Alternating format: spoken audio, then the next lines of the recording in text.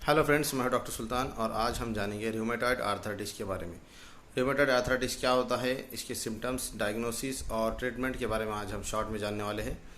तो rheumatoid arthritis एक auto immune disorder है जो मस्कुलोस्केलेटल सिस्टम का, मतलब मेनली मसल्स एंड जॉइंट्स इसमें इन्वॉल्व होते हैं। तो रूमेटॉइड आर्थराइटिस में सिम्टम्स क्या मिलते हैं? मोस्टली उसके अंदर जो हाथ के जॉइंट्स होते हैं, फिंगर्स में जो जॉइंट्स होते हैं उसमें स्वेलिंग आती है, रिस्ट का डेविएट हो जाता है अल्नार साइड में, और फिंगर्स का जो शेप है वो बदल जाता है। उसमें स्टिफनेस आ जाता है, जॉइंट्स में स्टिफनेस होता है, स्वेलिंग होती है, पेन होता है, और स्पेशली मॉर्निंग में उठने के बाद में जॉइंट्स में स्टिफनेस होता है जो कि एक्टिविटी करने के बाद धीरे धीरे वो रिड्यूस हो जाता है।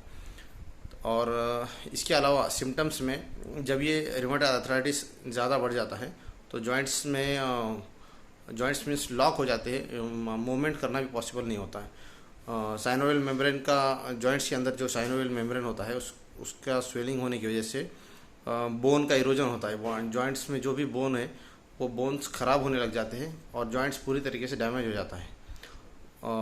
और अगर ये सिम्टम्स, रूमेटॉइड आर्थराइटिस के सिम्टम्स अगर बहुत ज़्यादा हो गए तो वो स्किन को भी इफ़ेक्ट कर सकते हैं। स्किन पे अल्सर्स फॉर्म हो सकते हैं, नोड्यूल्स फॉर्म हो सकते हैं, हार्ट पे इफ़ेक्ट कर सकते हैं, हार्ट में मायोकार्डाइटिस हो सकता है, और लंग्स में इन्फेक्शन हो सकता है। लंग्स पे ये रूमेटॉइड आर्थराइटिस का इफ़ेक्ट होता है। लंग्स, किडनी, जॉइंट्स, बोन्स, ऐसे बहुत सारे ऑर्गन्स जहाँ जहाँ पर कोलेजन टिश्यूज़ अवेलेबल होता है वहाँ पर ये रूमेटॉइड आर्थराइटिस का इफेक्ट देखने मिलता है। तो ये हो गए सिम्टम्स। इसका डायग्नोसिस किस तरीके से करेंगे?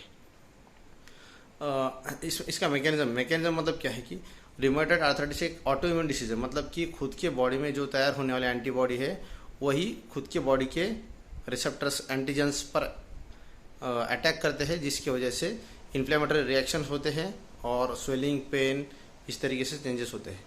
तो डायग्नोसिस कैसे करेंगे? डायग्नोसिस में ब्लड में ईएसआर और सीआरपी लेवल जो बढ़ जाएगा, उसके बाद जॉइंट्स अगर बहुत ही ज़्यादा अफेक्ट हुआ है तो एक्सरे में भी पता चलेगा कि जॉइंट का स्पेस रिड्यूस हुआ है, कार्टिलेज का इरोजन हुआ है, बोन का इरोजन हुआ है। फिर उसके अलावा इसमें एंटी सिट्रुलिनेटेड एंटीबॉडीज फॉर्म होते हैं। इसमें होता क्या है कि अर्जिनिन की जगह, कोलेजन में जो अर्जिनिन होता है उसकी जगह पर सिट्रुलिन अमीनो एसिड ज्वाइन हो जाता है, जिसकी वजह से कुछ चेंजेस हो जाते हैं। उस चेंजेस की वजह से खुद के बॉडी के ही एंटीबॉडीज़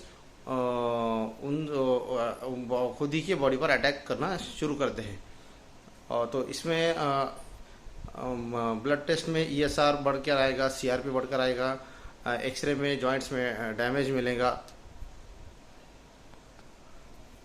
और test rheumatoid factor, RF factor, ये एक टेस्ट होता है जिससे हम पता कर सकते हैं कि रूमेटॉइड आर्थराइटिस है या नहीं है।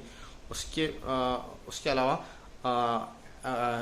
एंटी सीसीपी एंटीबॉडीज़, ये इसका टेस्ट किया जाएगा। ये टेस्ट एक स्पेसिफिक है जिससे हमें पता चलता है कि रूमेटॉइड आर्थराइटिस है या नहीं है।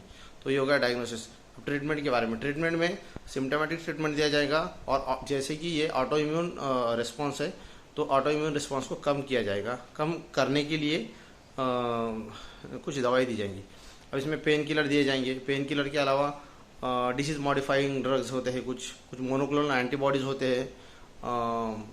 उसके अलावा स्टेरॉइड्स, तो ऐसे मेथोट्रेक्सेट हो गया, प्रेडनिसोलोन हो गया, ऐसे कुछ ड्रग्स का यूज़ किया जाता है। तो आज ये था वीडियो रूमेटॉइड आर्थराइटिस पे। अगर ये वीडियो आपको अच्छा लगता है तो आप इसे लाइक कीजिए। आपका कोई सवाल है तो आप मुझे पूछ सकते हैं। नीचे कॉन्टैक्ट नंबर मेरा डिस्क्रिप्शन बॉक्स में दिया हुआ है। Thank you for watching.